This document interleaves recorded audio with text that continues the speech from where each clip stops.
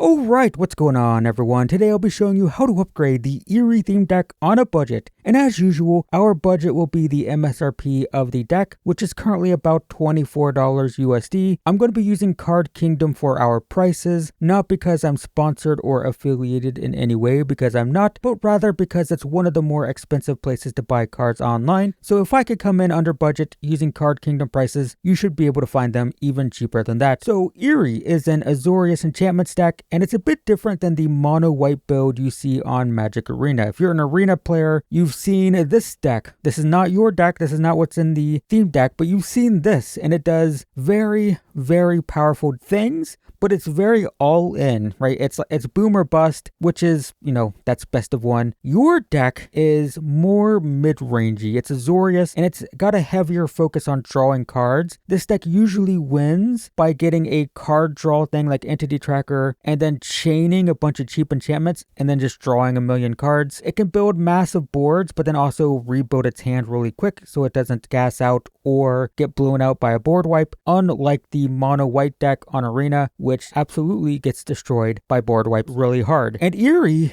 is like 90% there to the Azorius competitive deck. There's some missing stuff for sure. The biggest one being the Glimmer. This is very important for this deck because it reduces the cost of enchantments, which allows you to create that big chaining single explosive turn that this deck's all about. And without this card, it's a lot harder to do that, which is kind of the whole point. So let's add it. Let's start by taking out 2 Quill Blade Laureates for 2 Inquisitive Glimmers. The Laureate's fun. It has double strike, so it wears enchantments well. Very smacky if you get like a big enchantment on it, and you can give something else double strike too. It's cool, but it's mostly just here because it's a new Strixhaven card, right? These released with Strixhaven, and so it's like, here's a new card that kind of fits in here. But the Glimmer, as I said, it's very important for creating big explosive turns. You often win with this deck with like 15 cards in your hand, just like chaining, making a huge thing and smacking. And if your opponent has an answer, well, you have like 15 cards in your hand, so you can rebuild next turn. That's what this deck does. And you do that by reducing the cost of your enchantment. It's pretty important. So yeah, we need these in. And for the same reason, we're going to take out 2 Lost in the Maze for 2 more Glimmers. The Maze is fine, but it's like very opposed to what we're trying to do. We don't really want to tap out for a big enchantment. It is a good enchantment, by the way. Technically, this can win games by just tapping your opponent's board and then,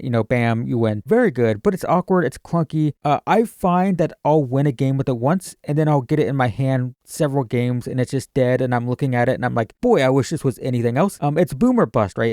It's got a high ceiling, but it's got a low floor. It can win you the game. It can be dead a lot. And yeah, it's just okay. I don't know. The Glimmer, though, is critical for the deck, so we'll go with that. Next, I want to take out 2 Angelic Destiny for 2 Feather of Flight. And I will say, I want to talk a little bit about a blue enchantment. So if you're like adding cards to your cart in another screen, hang on just a second until I talk about the other enchantment later after our upgrades. But anyway, Angelic Destiny is like Lost in the Maze. It can be a game winner for sure, but it can also just be difficult to cast in tight games. Feather of Flight, however, is also a game winner simply because it grants flying for cheap, and that's all we really care about. You'll often find yourself with like a 10/10 life-linking monstrosity that's just sitting on the ground being chump blocked and just wishing that you could draw a way to give it flying, and that's what Feather of Flight is all about. Give evasion, get another card, and continue to churn through your deck, and most importantly, do it for 2 mana instead of 4. That's all that matters. We just want flying for cheap. Angelic Destiny is more powerful, but if you have like a Glimmer in play, 1 mana, give your big thing flying and draw another card. That's what we want to do. And similarly, I want to take out 2 Banishing Lights for 2 Seam Rips. Banishing Lights can be a little bit expensive if we don't have the Glimmer, plus we already have 4 copies of Sheltered by Ghost for big creatures, so I just want some low cost removal for the early game. Seam Rip, and another great thing about Seam Rip is with like Entity Tracker, for example, just 1 mana, get a small thing out of the way, draw a card. That's fine, right? We like cheap enchantments that can draw us more cards, and this doesn't draw itself, but 1 mana, remove something, make a token with a gremlin thingy. 1 mana, remove something, draw a card with Entity Tracker. That's what we want, right? Churn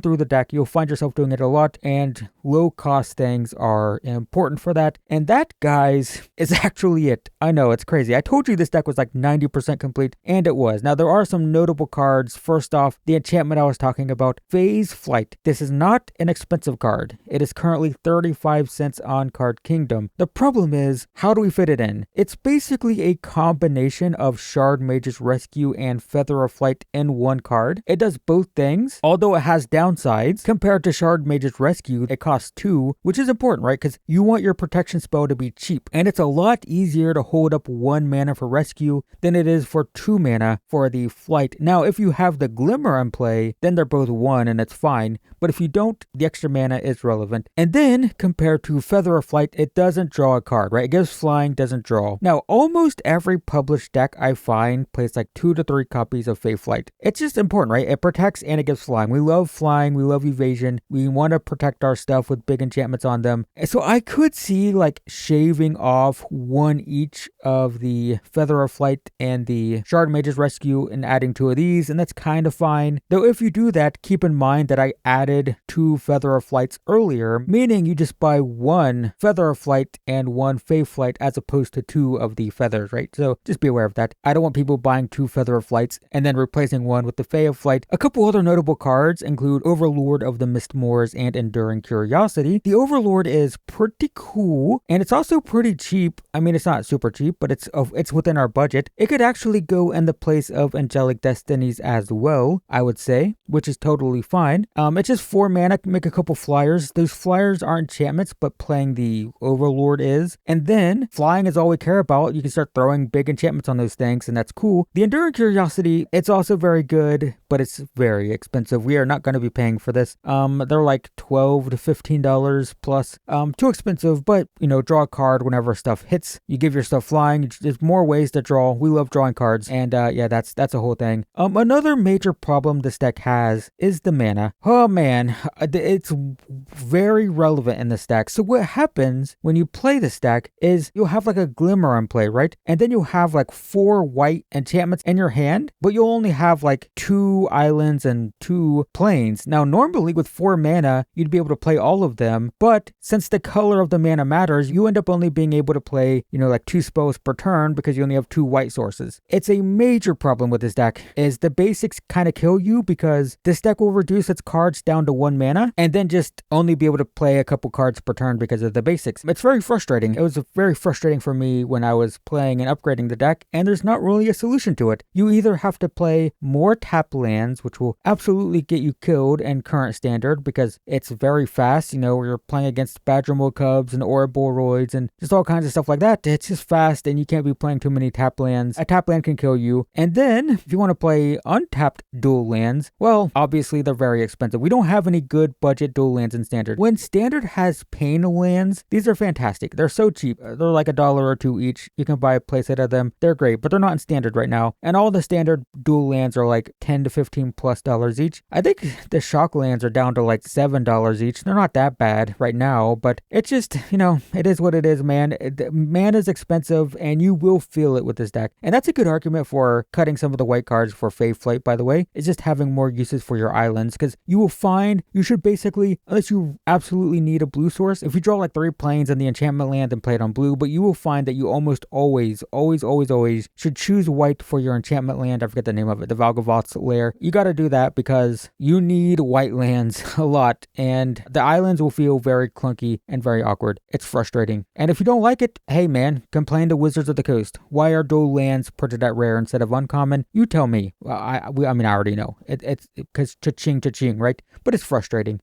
Anyway, that is going to be it for our upgrades. I will be posting a gameplay video with this exact deck list in the future if you want to see that. So be sure to subscribe if you don't want to miss it. And if you found this video helpful, consider hitting the like and the hype buttons if you can find wherever the hype button is. I've never seen it personally, but I've been told it exists. It's certainly appreciated. Also consider subscribing if you like content revolving around pre-cons and budget magic. We do a lot of that here. I also do some general standard stuff, but a lot of budget focused stuff. So if that's your interest, check out the channel. But in the meantime, guys, thanks for watching. I hope this video was useful and I will see you in the next one.